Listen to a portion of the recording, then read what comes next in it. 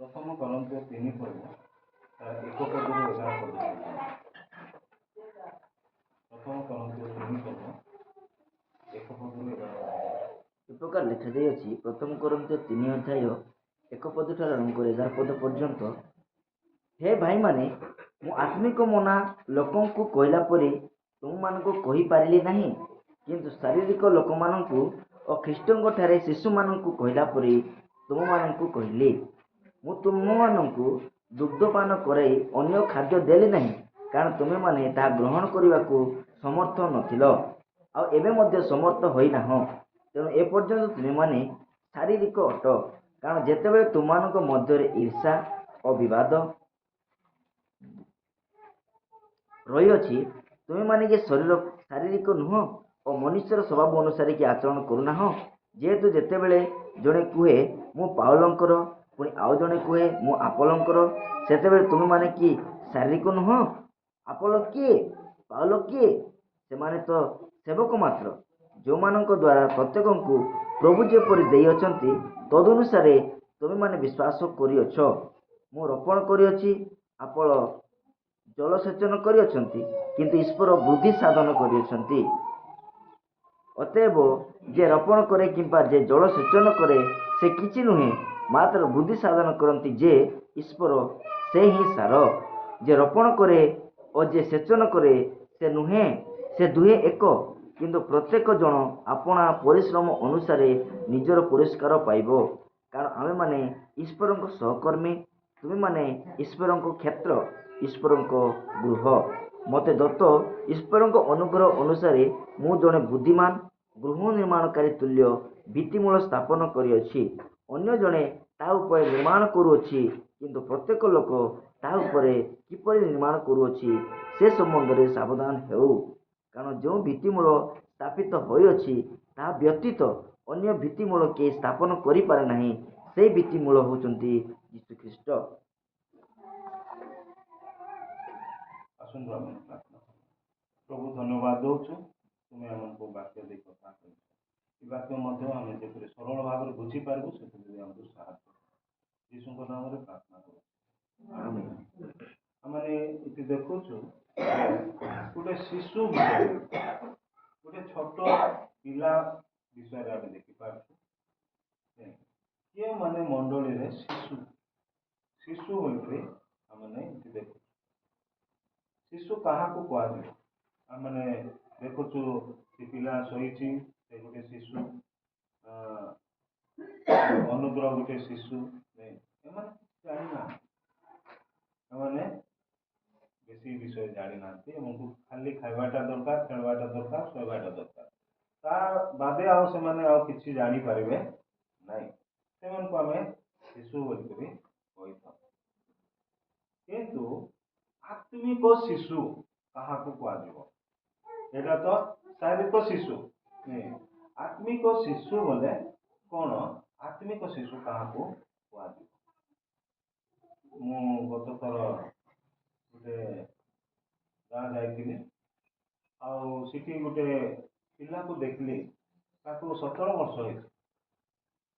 ତାକୁ 17 ବର୍ଷ ହେଇଛି, ସେ ଉଠି ପାରୁନାହିଁ, ଚାଲି ପାରୁନାହିଁ, ଖାଲି ଶୋଇଥିବ। ଏତିକି ସାନ ଏକା ଅଛି, ସେ ବଡ଼ି ମିଶା ପାରୁନାହିଁ। ସେ ବହୁତ ଲମ୍ବା ବି ହେଉନାହିଁ, ବଡ଼ ହେଉନାହିଁ। କିନ୍ତୁ ଜନ୍ମ ହେଲା ପରଠାରୁ ଏତିକି ବଡ଼ ଏକା। ତା ପାଇଁ ଗୋଟେ ସାନ ଖଟିଆ ତା ପାଇଁ କରାଯାଇଥିଲା। ମୁଣ୍ଡିଗୁଡ଼ାରେ ମୁଁ ଯାଇଥିଲି ଆଉ ଦେଖିଲି, ଏଇ ଆମ ଜୟପୁର ପାଖ ମୁଣ୍ଡିଗୁଡ଼ାରେ। ତାକୁ ତା ବାପାକୁ ମୁଁ ପଚାରିଲି, ଆଜ୍ଞା ଏଇଟା କେବଳ ନା ଏଇଟା ସାନ ବେଳୁ, ସେ ଆଉ ବଢ଼ୁନାହିଁ। ଦୁନିଆ ମେଡ଼ିକାଲ ଗଲୁ, ଲକ୍ଷେ ଲକ୍ଷେ ଟଙ୍କା ଖର୍ଚ୍ଚ କଲୁ, କିନ୍ତୁ ସେ ବଢ଼ି ପାରୁନାହିଁ। ସେ ସେଥିପାଇଁ ତା ବାବା ମା ବହୁତ ଦୁଃଖ। କାହିଁକି ବୋଲେ ପିଲା ସାନ ଖାଉଛି, କଥା କହୁଛି, କିନ୍ତୁ ବଢ଼ି ପାରୁନାହିଁ। ଯେଡ଼ିକି ସେମିତି ଏକା ଅଛି। ଏଇଟା ଶାରୀରିକ ବିଷୟରେ, ଏଇଟା ଜାଗତିକ ବିଷୟରେ ଆମେ ଚିନ୍ତା କରିବା। କିନ୍ତୁ ଆତ୍ମିକ ଭାବରେ ଆମେ ଯଦି ଚିନ୍ତା କରିବା, ଶିଶୁ କିଏ? ଶିଶୁ ବୋଲି କାହିଁକି ନାଁ ଦିଆଗଲା? आमने आदि काकू 50 वर्ष काकू 60 वर्ष काकू 80 वर्ष ହେଇଛି ଏବେ ଆମେ ଯଦି ଗୋପी ଭାଇକୁ ପଚାରବା ତମର ବୟସ କେତେ ବୋଲେ ସେ 60-70 ବର୍ଷ ବୋଲି କହିବେ। କମଳା ଆଣ୍ଟିକୁ ପଚାରବା ତାଙ୍କୁ ମଧ୍ୟ କହିଲେ 70-80 ବୋଲି କହିବେ। ଘାସି ଭାଇକୁ ପଚାରବା ସେମିତି 50-60 ବର୍ଷ ବୋଲି କହିବେ। ମତେ ଏବେ 55 ବର୍ଷ ହେଇଛି, 56 ବର୍ଷ ହେବ ସେପ୍ଟେମ୍ବର ଆଡ଼େ। ତ ଏବେ ମୁଇଁ ଶିଶୁ କି ଆପଣମାନେ ଶିଶୁ କି ଶିଶୁ କାହାକୁ କୁହାଯିବ ଆମମାନେ ବାକ୍ୟରେ ଦେଖିପାରିବ ଆତ୍ମିକ ଶିଶୁ। ଅନେକ ଥର ଆମେ ଖାଉଛୁ ଲୋକମାନଙ୍କ ଠାରୁ ଦେଲେ ଖାଉଛୁ, ଅନେକ ଲୋକ ଆମକୁ ଖୁଆଇ ଦେଉଛନ୍ତି, ଆମେ ନିଜେ ଖାଇପାରୁନୁ। ଖାଲି ମେସେଜ ଶୁଣିଲେ ହେବ ନାହିଁ, କିନ୍ତୁ ମେସେଜ ମଧ୍ୟ ଆମେ ପ୍ରଦାନ କରିବା। ଦୁଇଟା ଆଦାନ ପ୍ରଦାନ ଦୁଇଟା ହଉଥିବାର, ଏପଟେ ଆସୁଥିବ ସେପଟେ ଯାଉଥିବ, ଆମଦାନୀ ରପ୍ତାନି ଦୁଇଟା ହଉଥିବାର। ଏପଟୁ ପଇସା ଆସୁଥିବ ଏପଟୁ ପଇସା ଯାଉଥିବ। ବ୍ୟାଙ୍କରେ କେମିତି ହଉଛି डिपोजिट କରାଉଛି ସେଟା ଖର୍ଚ୍ଚ ମଧ୍ୟ କଡ଼ା ମିଶା ହଉଛି। डिपोजिट ଯେତିକି ଦିନକୁ କରାହଉଛି କଢ଼ାହଉଛି ମଧ୍ୟ ସେତିକି। ସେମିତି ଆମେ ବାକ୍ୟ ଶୁଣୁଛୁ, ଏ ଶୁଣିଲାଟା ଆଇରେ ଅନ୍ୟମାନଙ୍କ ନିକଟରେ ଯିବାର ଅଛି, ତାପରେ ଆଇରେ ଆମର ପାଖେ ଆଇରେ ଆସିବାର ଅଛି।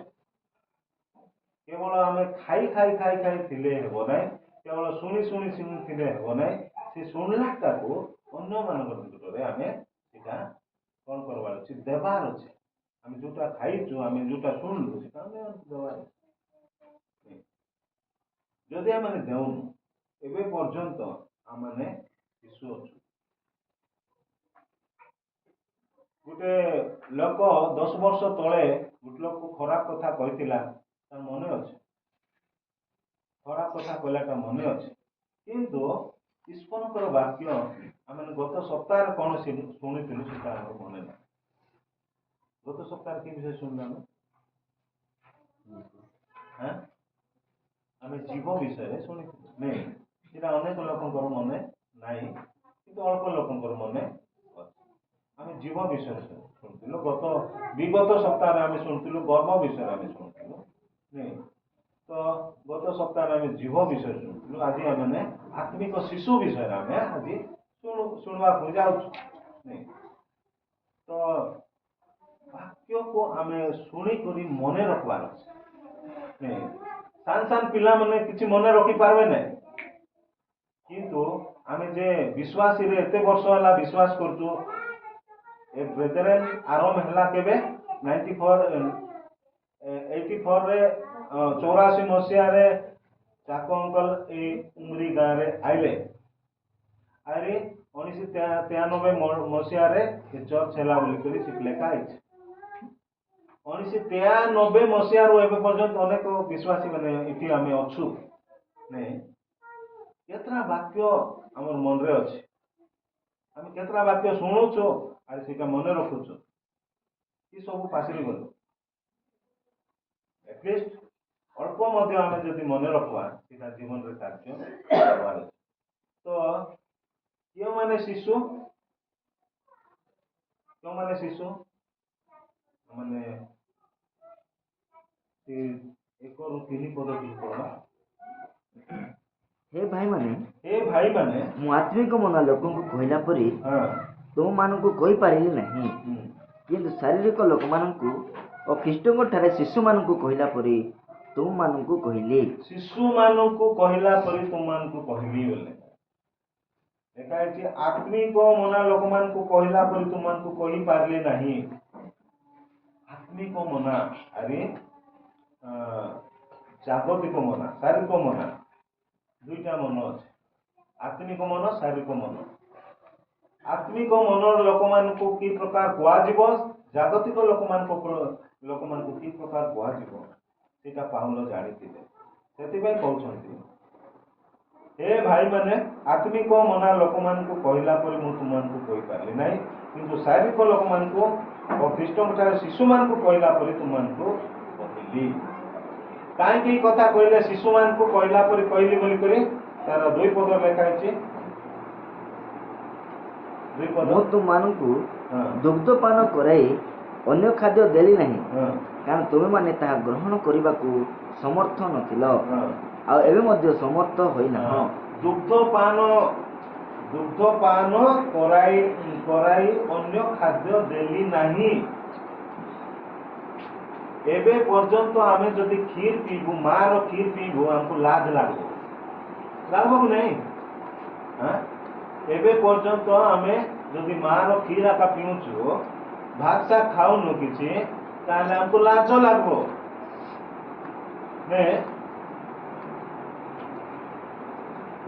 ପାଉଲ କହୁଛନ୍ତି, ମୁଁ ତୁମମାନଙ୍କୁ ଦୁଗ୍ଧପାନ କରାଇ ଅନ୍ୟ ଖାଦ୍ୟ ଦେଲି ନାହିଁ, କାରଣ ତୁମମାନେ ତାହା ଗ୍ରହଣ କରିବାର ସମର୍ଥ ନୁହଁ। ଏବେ ଯଦି ସେ ଅନୁଗ୍ରହକୁ ମାଛ ମାଂସ ଦେଲେ ସେ ଖାଇପାରିବ କି? ଖାଇପାରିବ। ବାବୁମାନଙ୍କୁ ମାଛ ମାଂସ ମସ୍ତ କରିଦେଲେ ମଧ୍ୟ ଖାଇପାରୁନି, ତାଙ୍କୁ ଛିଣ୍ଡାଇ ଦେବା। ସେମାନେ ପାଇଲେ ଦୁଧ ବା କ୍ଷୀର ସେମାନଙ୍କ ପାଇଁ ଭଲ, ବଢିଆ ଲାଗିବ। କିନ୍ତୁ କରନ୍ଥୀୟ ମଣ୍ଡଳୀ ଲୋକମାନଙ୍କୁ ସେଇ ପ୍ରକାର ଦୁଗ୍ଧପାନ ଦଉଛନ୍ତି ପାଉଲ। କାହିଁକି ଏତେ ବର୍ଷରୁ ସେମାନେ ପାନ କରିପାରୁଛନ୍ତି, ଖାଲି କ୍ଷୀର ଏକା ପିଉଛନ୍ତି, ଖାଦ୍ୟ ଖାଇ ପାରୁନାହାନ୍ତି,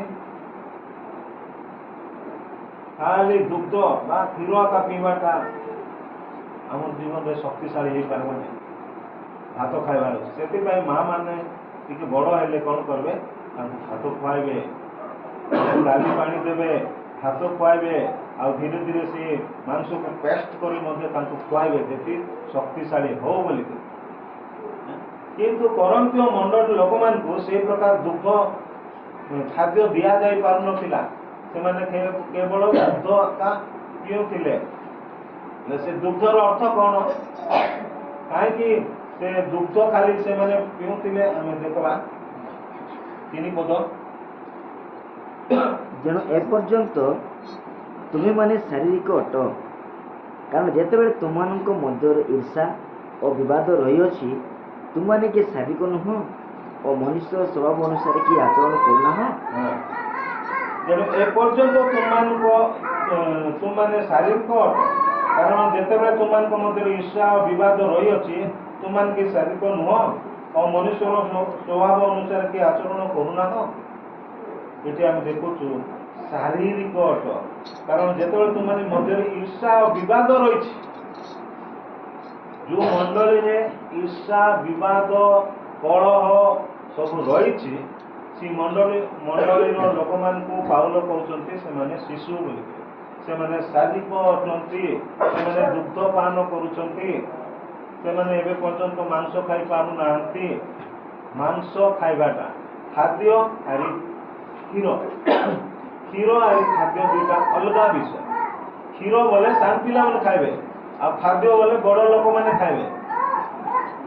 ତାର ତ କ୍ଷୀର ବୋଲେ ମୌଳିକ ବିଷୟ ଗୁଡ଼ାକ ଖାଲି ଲୋକମାନେ ଜାଣୁଛନ୍ତି। ମୌଳିକ ବିଷୟ କ'ଣ ସେଟା? ମୌଳିକ ବିଷୟ କ'ଣ? ପରିତ୍ରାଣ, ପାପ କ୍ଷମା, ବାପ୍ତିସ୍ମ,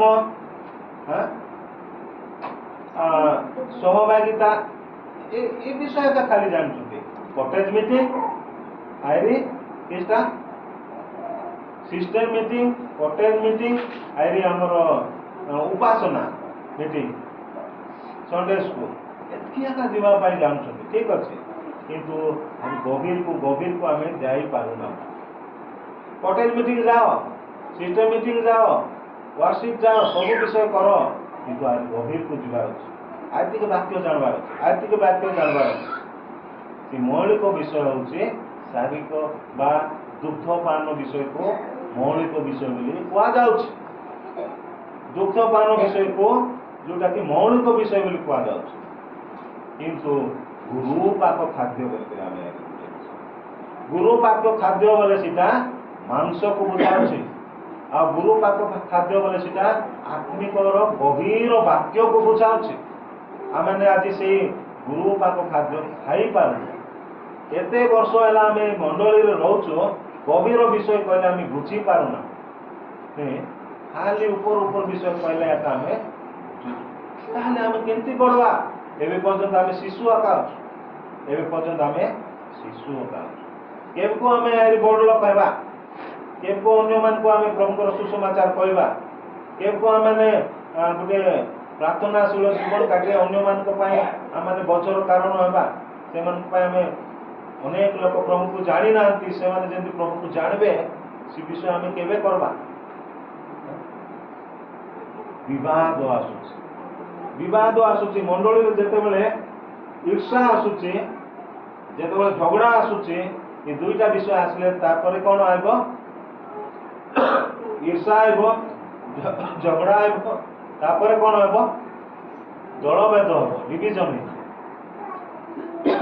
ଈର୍ଷା ରହୁଛି ଯେଉଁ ମଣ୍ଡଳୀରେ, ଯାହା ଜୀବନରେ ଈର୍ଷା ରହୁଛି, ଯାହା ଜୀବନରେ ଝଗଡ଼ା ରହୁଛି, ତାର ଜୀବନରେ ଅଲଗା ମିଶା ହେବା ଚାନ୍ସ ଅଛି।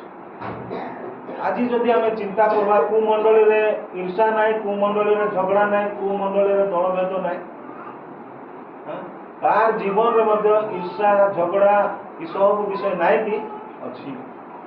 ଆମେ ଯଦି ଦେଖିବା ଇସ୍ରାଏଲ ଲୋକମାନେ କ'ଣ କଲେ? ସେମାନେ ଝଗଡ଼ା କଲେ। ମନୋନୀତ ଲୋକମାନେ ଏଇପରି ମଧ୍ୟ ସେମାନେ କ'ଣ କରୁଛନ୍ତି? ଝଗଡ଼ା କରୁଛନ୍ତି, ସେମାନେ ଶିଶୁ ପରି ହେଇଛନ୍ତି। ପିତରଙ୍କ ଜୀବନ ଆମେ ଦେଖିବା, ପିତର ପ୍ରଭୁଙ୍କର ପାଖେ ଥିବା ଲୋକ ମଧ୍ୟ ଏଇକରି ସେ ଅସ୍ୱୀକାର କରିଛନ୍ତି ପ୍ରଭୁଙ୍କୁ। ସେ କିଛି ସମୟ ପାଇଁ ସେ ଶିଶୁ ପରି ଜୀବନ କାଟୁଛନ୍ତି, କିନ୍ତୁ ପରେ ସେ ଆତ୍ମିକ ଜୀବନ ପଢୁଛନ୍ତି। ଗୋଟେ ଦିନ ସେ ଗୋଟେ ଦାସୀ ସମ୍ମୁଖରେ ପ୍ରଭୁଙ୍କର ବିଷୟ କହିପାରିଲା ନାହିଁ, ଆଉ ମୁଁ ପ୍ରଭୁଙ୍କର ଲୋକ ନାହିଁ, ସେ ଯୀଶୁ କିଏ ମୁଁ ଜାଣି ନାହିଁ ବୋଲି ସେ କହିଦେଉଛି। ଆଉ ଗୋଟେ ଦିନ 3000 ଲୋକ ସାମ୍ନାରେ ସେ ପ୍ରଭୁଙ୍କର ବାକ୍ୟ କହୁଛି। ଆଜି ଆମେ ପିତର ପରି ମଧ୍ୟ ଅଛୁ, ଆଜି ଆମେ ଇସ୍ରାଏଲ ଲୋକମାନ ପରି ଅଛୁ। ଅନେକ ଈର୍ଷା, ଅନେକ କଳହ, ଅନେକ ଘୃଣା ବିଷୟ, ଅନେକ ଗର୍ବ ବିଷୟ ଆମର ଜୀବନରେ ଅଛି, ନାହିଁ ବୋଲି କହିପାରିବୁ ନାହିଁ। କିନ୍ତୁ ସେ ସବୁ ଆକା କଣ୍ଟିନ୍ୟୁ ଆମେ ରହିଯାଇଥିଛି ବୋଲେ ଆମେ ଏବେ ପର୍ଯ୍ୟନ୍ତ ଶିଶୁ ଆକା ଅଛୁ। ସେଟା ଏବେ ପର୍ଯ୍ୟନ୍ତ ଆମେ ଛାଡ଼ି ନାହୁଁ, ତାହେଲେ ଆମେ ଏବେ ପର୍ଯ୍ୟନ୍ତ ଶିଶୁ ଅଛୁ, ଆତ୍ମିକ ଜୀବନରେ ଶିଶୁ ଅଛୁ। ଆମେ ବଢ଼ି ପାରୁନୁ, ବାକ୍ୟକୁ ଆମେ ଭିତରେ ଯାଇପାରୁନାହିଁ। ଅନେକ ଲୋକ କହିବେ ବାକ୍ୟ ଆଜି କେମିତି ଥିଲା, ସେ ମିଟିଂରେ ଯାଇଥିଲ, ବଢ଼ିଆ ଥିଲା, କିଛିଟା ଶୁଣିଲ, ସେଟା ତ ମନେ ନାହିଁ, ସେଟା ମନେ ନାହିଁ।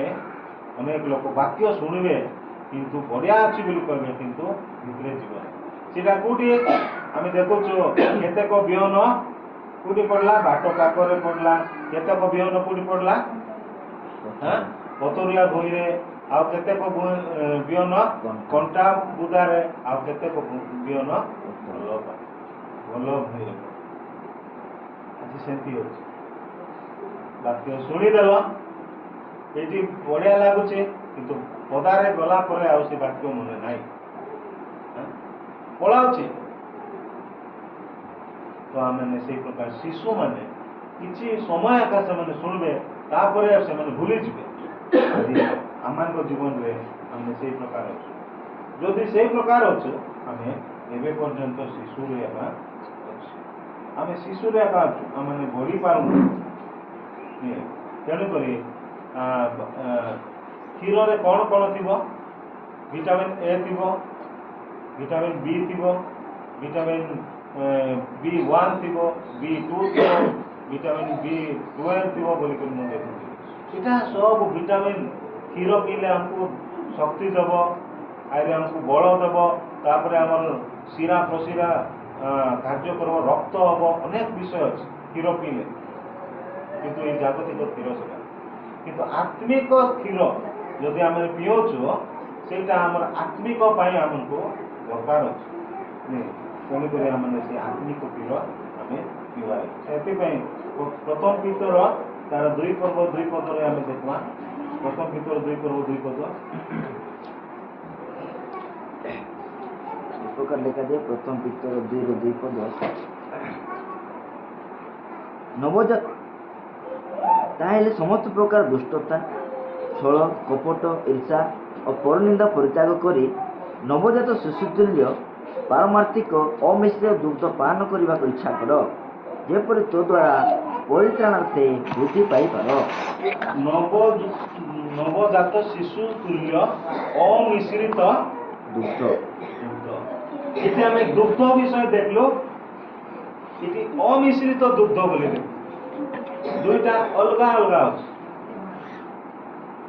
ଏଠି ଦୁଗ୍ଧ ଖାଲି କ୍ଷୀର ବିଷୟରେ ଲେଖା ହେଇଛି ପ୍ରଥମ କରନ୍ତୀୟ 3 ପର୍ବରେ, କିନ୍ତୁ ପ୍ରଥମ ପିତର ତାର 2 ପର୍ବରେ ଆମେ ଦେଖିପାରୁଛୁ ଯେ ଅମିଶ୍ରିତ ଦୁଗ୍ଧ ବୋଲି ଲେଖା ହେଇଛି। ତାର ଅର୍ଥ କ'ଣ? ଅମିଶ୍ରିତ ବୋଲେ କିଛି ମିଶି ନଥିବ, ପାଣି ମିଶା ମିଶି ନଥିବ, ସେମିତି କ୍ଷୀରକୁ ଅମିଶ୍ରିତ ଦୁଗ୍ଧ ବୋଲି କୁହାଯାଉଛି। ତ ଈଶ୍ୱରଙ୍କର ବାକ୍ୟକୁ ଅମିଶ୍ରିତ ଦୁଗ୍ଧ ସହିତ ସମାନ କରାଯାଇଛି। ସେ ଅମିଶ୍ରିତ ଦୁଗ୍ଧ ଆମେ କ'ଣ କରବାର ଅଛି? ପଢ଼ବାର ଅଛି, ଖାଇବାର ଅଛି, ବୋଲେ ଆମେ ସେଟା ଶୁଣିକରି ମନେ ରଖବାର ଅଛି। ଈଶ୍ୱରଙ୍କର ବାକ୍ୟକୁ ଯେ ମନେ ରଖିପାରୁନାହିଁ, ଈଶ୍ୱରଙ୍କର ବାକ୍ୟକୁ ଯେ ଶୁଣିକରି କାମ କରିପାରୁନାହିଁ, ସେମାନେ ଶିଶୁ ଅଟନ୍ତି। ସେମାନେ ଶିଶୁ, ସେମାନଙ୍କୁ ସବୁ ପାଶରି ଯିବେ। ସେମାନେ ପ୍ରଭୁଙ୍କ ପାଇଁ ସେମାନେ କିଛି କାମ କରିପାରିବେ ନାହିଁ। କାହିଁକି ବୋଲେ ସେମାନଙ୍କୁ କିଛି ଜଣା ନାହିଁ। ସେମିତିକା ଲୋକ ତାଙ୍କ ଜୀବନରେ କ'ଣ ଆସୁଛି? ଈର୍ଷା ଆସୁଛି, ବିବାଦ ଆସୁଛି, ଆଉ ଝଗଡ଼ା ଆସିକରି ସେ ମଣ୍ଡଳୀ ବିବାଦନ ହେଇଯାଉଛି। এই ଜାଗାରେ ଯଦି ଆମେ ଚିନ୍ତା କରିବା, ଭଲ ଭଲ ପ୍ରଚାରକମାନଙ୍କ ଜୀବନରେ ମଧ୍ୟ ଈର୍ଷା ଆସୁଛି। ଭଲ ଭଲ ପ୍ରାଚୀନ ଯେ ରହୁଛି ତାଙ୍କୁ ମଧ୍ୟ ଈର୍ଷା ଆସୁଛି। ସେମାନେ ବାକ୍ୟ ବେଶୀ ଜାଣିଛନ୍ତି, ବେଶୀ ଜାଣିଲା ଲୋକମାନଙ୍କ ଜୀବନରେ ମଧ୍ୟ ଈର୍ଷା ଆସୁଛି, କଳହ ଆସୁଛି, ସବୁ ବିଷୟ ଆସୁଛି। ହେଲେ ସେମାନେ ଶିଶୁ କି ନାହିଁ? ସେମାନେ ଶିଶୁ କି ନାହିଁ? ଯଦି ଈର୍ଷା ଆସୁଛି, କଳହ ଆସୁଛି, ଝଗଡ଼ା ଆସୁଛି, ବିବାଦ ଆସୁଛି, ଝିକା ଟଣା ହେଇଯାଉଛନ୍ତି, ଶିଶୁ କି ନାହିଁ? ଆମେ ଯଦି ସେଇ ପ୍ରକାର ଶିଶୁ ପରିକା ହେବା, ତାହେଲେ ଆମେ ଆତ୍ମିକ ଜୀବନ ବଢ଼ିପାରିବା। ଆତ୍ମିକ ଜୀବନରେ ଆମେ ବଢ଼ବା ପାଇଁ ହେଲେ ଆମମାନଙ୍କ ଜୀବନରେ ଦରକାର କ'ଣ? ଅମିଶ୍ରିତ ଦୁଗ୍ଧ, ଅମିଶ୍ରିତ। ଆମେ ସେଇ ପ୍ରଥମ କରନ୍ତୀୟ ଏଠି ଆମେ ଦେଖୁ 4 ପଦରେ, ଯେହେତୁ ଯେତେବେଳେ ଜଣେ କୁହେ ମୁଁ ପାଉଲଙ୍କର, ଆଉ ଜଣେ କୁହେ ମୁଁ ଆପୋଲୋଙ୍କର, ଯେତେବେଳେ ତୁମମାନେ ଚାଲିକ ନୁହଁ। ଆପୋଲ ଆଉ ପାଉଲ ଏମାନେ କିଏ? ଈଶ୍ୱରଙ୍କର ଦାସମାନେ। ସେମାନେ ଈଶ୍ୱରଙ୍କର ଦାସମାନେ। ମୁଇଁ ତାର ଦଳ, ସେ ଆଇରି ଗୋଟେ କହିବ ମୁଇଁ ତାର ଦଳ। ମୁଇଁ ବିଜେପି, ଆଇରି ଗୋଟେ କହିବ କିଏ? ମୁଇଁ ବିଜେଡି। ଚର୍ଚ୍ଚରେ ଅଛୁ, ଗୋଟେ ରୋଟି ଏବଂ ପାନ ପାତ୍ରର ଅଂଶୀ ହେଉଛୁ, ଆଇରେ ଆମେ ଡିଭିଜନ ହେଇଯାଉଛୁ, ଅଲଗା ହେଇଯାଉଛୁ। କାହିଁକି ଏ ପ୍ରକାର ହେଉଛୁ? ଆମେ ଆତ୍ମିକ ଶିଶୁ ହୋଇକରି ରହୁଛୁ, ସେଥିପାଇଁ ଆମେ ଏଇ ପ୍ରକାର। ତାପରେ ଆମେ 4-5 ପଦ ଦେଖୁଛୁ। ଆପୋଲୋ କିଏ? ପାଉଲ କିଏ? ସେମାନେ ତ ସେବକ ମାତ୍ର, ଯେମାନଙ୍କ ଦ୍ୱାରା ପ୍ରତ୍ୟେକଙ୍କୁ ପ୍ରଭୁ ଯେପରି ଦେଇଅଛନ୍ତି, ପ୍ରଭୁ ତୁମମାନେ ବିଶ୍ୱାସ କରିଅଛ। ମୁଁ ରୋପଣ କରିଛି, ଆପୋଲୋ ଜଳସେଚନ କରିଅଛନ୍ତି, କିନ୍ତୁ ଈଶ୍ୱର ବୃଦ୍ଧି ସାଧନ କରନ୍ତି। ଆମେ ବାକ୍ୟ ଦେବା ଲୋକ ମହାନ ନାହିଁ, ଆମେ ଲୋକମାନଙ୍କୁ ବଢ଼ାଇବା ଲୋକ ଆମେ ମହାନ ନାହିଁ, କିନ୍ତୁ ମହାନ ଅଛନ୍ତି। ତମେ ବାକ୍ୟ ଦିଅ, ତମେ ବାକ୍ୟରେ ତାଙ୍କୁ ବଢ଼ାଅ, କିନ୍ତୁ ପ୍ରଭୁ ଯଦି ସେମାନଙ୍କୁ ବଢ଼ାଇବେ ନାହିଁ, ତମେ କିଛି କରିପାରିବ ନାହିଁ। ଅନେକ ଲୋକ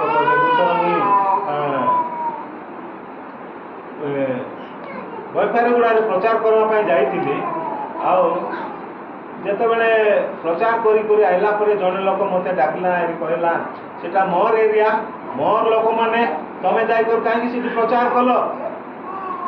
ତମେ କାହିଁକି ଯାଇକରି ସେଠି ପ୍ରଚାର କଲ? এটা মোর মন্ডলী, এটা মোর বিশ্বাসী মানে, তুমি কাହିଁକି ସେଠି ବସୁଛ?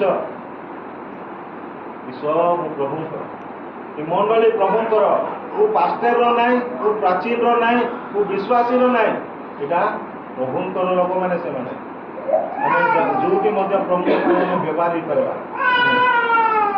ସେଇ ଲୋକମାନଙ୍କୁ ଶିଶୁ ବୋଲି କୁହାଯାଉଛି। କାହିଁକି ବୋଲେ ସେମାନେ ଜାଣିପାରୁନାହାନ୍ତି, ଏତେ ଜ୍ଞାନୀ ହେଲେ ମଧ୍ୟ ସେମାନେ ଜାଣିପାରୁନାହାନ୍ତି ଯେ ଏଇଟା କାହାର ଲୋକ, ଏଇଟା କାହାର ଲୋକ ଏମାନେ ପ୍ରଚାର କରିବା ଦ୍ୱାରା କ'ଣ ହେଲା ସେଇଟା ସେମାନେ ଜାଣିପାରୁନାହାନ୍ତି। ଆମେ ଆଜି ଶିଶୁ ପରେ ଅଛୁ ନା ମାନେ ଆତ୍ମିକ ଜୀବନରେ ଆମେ ବଢ଼ୁଛୁ। 7 ପଦ, ଅତଏବ ଯେ ରୋପଣ କରେ କିମ୍ବା ଯେ ଜଳ ସେଚନ କରେ ସେ କିଛି ନୁହେଁ, ମାତ୍ର ବୃଦ୍ଧି ସାଧନ କରନ୍ତି ଯେ ଈଶ୍ୱର, ସେ ହିଁ ସାର।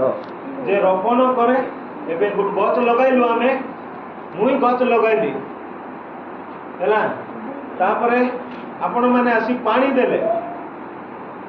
ମୁଇଁ ଗଛ ଲଗାଇବା ଲୋକ ମହାନ ନାହିଁ କି ଆପଣମାନେ ପାଣି ଦେବା ଲୋକ ମହାନ ନାହିଁ, କିନ୍ତୁ ଯେ ବଢ଼ାଇବ ପ୍ରଭୁ ଆକା। ଚାକ ଅଙ୍କଲ ଆସିଲେ ଠିକ କଥା, ମଣ୍ଡଳୀ ଗଠନ ହେଲା ଠିକ କଥା, କିନ୍ତୁ ଚାକ ଅଙ୍କଲ ମହାନ ନାହିଁ, ପ୍ରଭୁ ଆକା ମହାନ, ପ୍ରଭୁ ଆକା ମହାନ। ଯଦି ଆମେ କହିବା ସେ ଆକା ଆମର ବୋଲେ ସେ ଆକା ଆମର ପ୍ରଭୁ ହେଇଗଲେ। ଆରେ କାହିଁକି ଆମେ ପ୍ରଭୁକୁ ମାନବା? କେବେ ମଧ୍ୟ ଆମେ କୌଣସି ପ୍ରଚାରକୁ ସେ ଆକା ମୋ ସବୁ କିଛି ବୋଲି ଆମେ କହିବା ନାହିଁ, ପ୍ରଭୁ ଆକା ସବୁ କିଛି। ସେମାନଙ୍କୁ ଆମେ ଲାଳନ ପାଳନ କରୁଛନ୍ତି, ସେଇଟା ଗୋଟେ ବିଷୟ, କିନ୍ତୁ ସର୍ବେ ସର୍ବା ପ୍ରଭୁ। ତାପରେ ତଳେ ପଡ଼,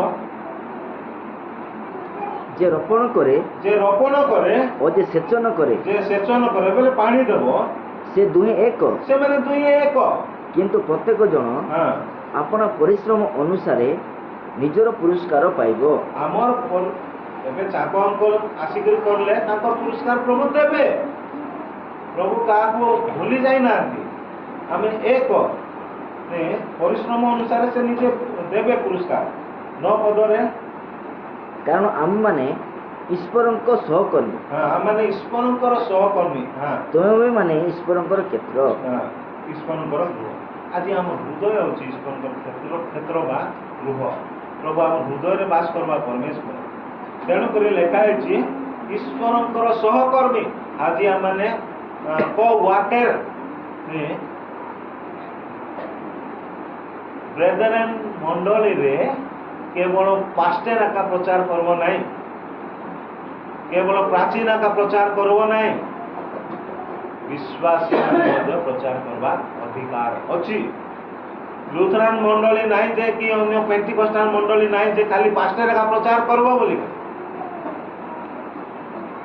ଆପଣମାନେ ଭଲରେ ଜାଣନ୍ତୁ ଯେ এই ବ୍ରେଦରେନ୍ ମଣ୍ଡଳୀରେ କେବଳ ପାଷ୍ଟର ଏକା ପ୍ରଚାର କରିବ ବୋଲି କୋଉଠି ଲେଖା ହେଇନାହିଁ, ବାଇବଲରେ ଲେଖା ହେଇନାହିଁ। ଆପଣମାନେ ପ୍ରସ୍ତୁତ ହୋଇଛନ୍ତି, ଆପଣମାନେ ମଧ୍ୟ ପ୍ରଚାର କରିପାରିବେ, କିନ୍ତୁ ଆପଣମାନଙ୍କର ଲାଇଫ୍ ମଧ୍ୟ ଆମେ ରଖିବାର ଦେଖିବାର ଅଛି, ଟେଷ୍ଟିମୋନି ଲାଇଫ୍ ଥିବାର ଅଛି। ନହେଲେ କହିଦେବେ ନାହିଁ କି ଲୋକମାନେ ଆମର ଜୀବନ କେମିତି ଅଛି ବୋଲିକିରି। ତ ଏଠି ଆମେ ଦେଖୁଛୁ ଯେ ଈଶ୍ୱରଙ୍କର ସହକର୍ମୀ, ମାନେ ଈଶ୍ୱରଙ୍କର କୋ-ୱାର୍କର। ଗୋଟେ ଅଫିସରେ ଆମେ ସମସ୍ତେ କାମ କରୁଛୁ, ମିଶିକରି କାମ କରୁଛୁ।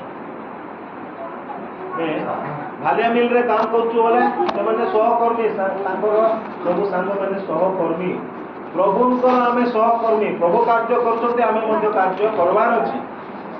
ଯଦି ଆମେ ଶିଶୁରେ ନହୁ ଆତ୍ମିକ ଜୀବନରେ ବଢ଼ୁଛୁ, ତାହେଲେ ଈଶ୍ୱରଙ୍କ ସହିତ କାର୍ଯ୍ୟ କରିବା। ଯଦି ଆମେ ଶିଶୁ ଭାବରେ ଏକାଉଛୁ, ଆମେ ଈଶ୍ୱରଙ୍କ ସହିତ କାମ କରିପାରିବୁ ନାହିଁ। କାହିଁକି ବୋଲେ ଆମେ ଜାଣିନୁ କିଛି।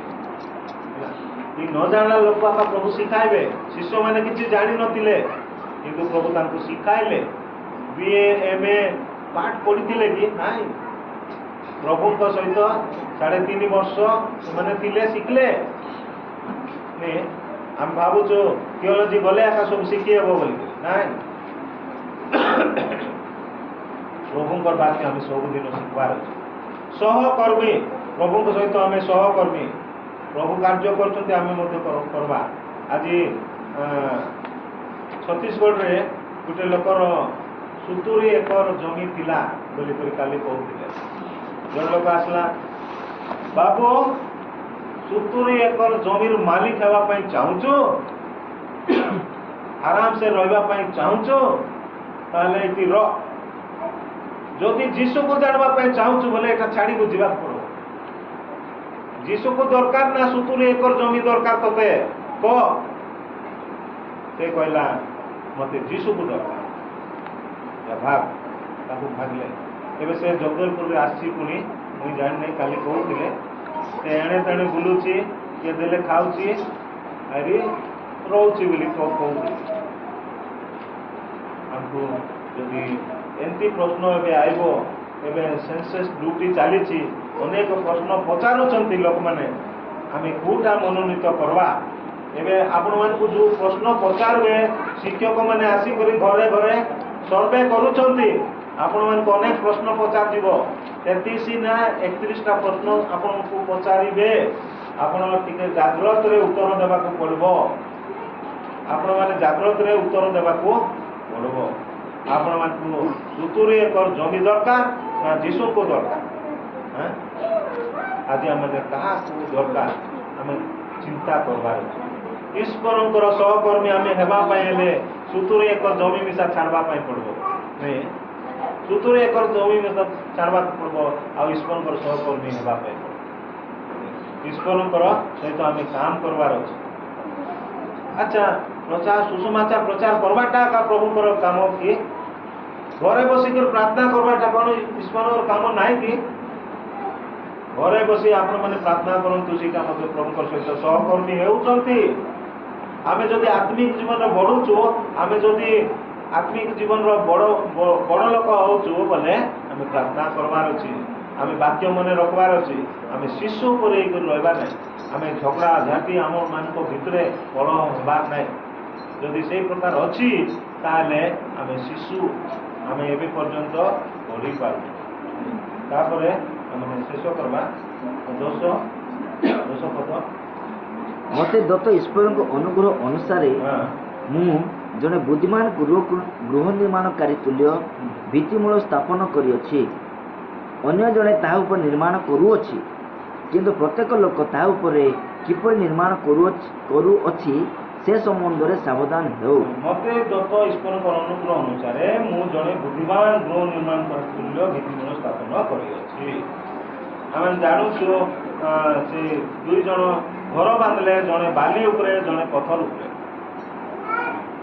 ଆଜି ଯଦି ଆମେ ସେ ପଥର ହେଉଛନ୍ତି ପ୍ରଭୁ ଯୀଶୁ ଖ୍ରୀଷ୍ଟ ଆଉ ସେଇ ପଥର ହେଉଛନ୍ତି ଗୋଟେ ପରିତ୍ରାଣକୁ ବିଷୟ ଦିଆଯାଉଛି ଆମେ ଯଦି ପରିତ୍ରାଣ ପାଇଛୁ ଆମେ ସେଇ ପରିତ୍ରାଣ ଉପରେ ଗୃହ ନିର୍ମାଣ କରି ଚାଲିଛୁ ଯଦି ଆମେ ପରିତ୍ରାଣ ପାଇନାହୁଁ ଆମେ ସେଇ ବାଲି ଉପରେ ଆମେ ଘର ନିର୍ମାଣ କରୁଛୁ ବାଲି ଉପରେ ନିର୍ମାଣ କରବାଟା ହେଉଛି ସେ ଭିତରେ କ'ଣ ଥିବ ଲୋଭ ଥିବ ଅନ୍ୟାୟ ଥିବ ଅତ୍ୟାଚାର ଥିବ ସବୁ ବିଷୟ ଥିବ ଆହୁରି ପ୍ରାର୍ଥନା ମିଶା ଥିବ ଆହୁରି ଚର୍ଚ୍ଚ ମିଶା ଯାଉଥିବ କିନ୍ତୁ ଯେତେବେଳେ ପଥର ଉପରେ ଆମେ ଘର ବାନ୍ଧୁଛୁ ସେଠି କ'ଣ ଥିବ ଅମିଶ୍ରିତ ଦୁଗ୍ଧ ସଦୃଶ ଜୀବନ କାଟବାର ଅଛି ଆମର ଜୀବନରେ ହିଂସା ନଥିବାର ଅଛି ଈର୍ଷା ନଥିବାର ଅଛି ଗୋଟେ ଦିନ ଗୋଟେ ଚର୍ଚ୍ଚରେ ଯାଇଥିଲି ସେଠି ଗୋଟେ ବଡ଼ ମିଟିଂ ହେଉଥିଲା ସେ ମିଟିଂରେ ଗୋଟେ ପ୍ରୋଗ୍ରାମ ଚାଲିଥିଲା ଯେ ଖରାକୁ ବହୁତ ଲୋକ ଅସୁବିଧା ହେଉଛନ୍ତି ଗୋଟେ ଫ୍ୟାନ୍ ବୁଲୁଛି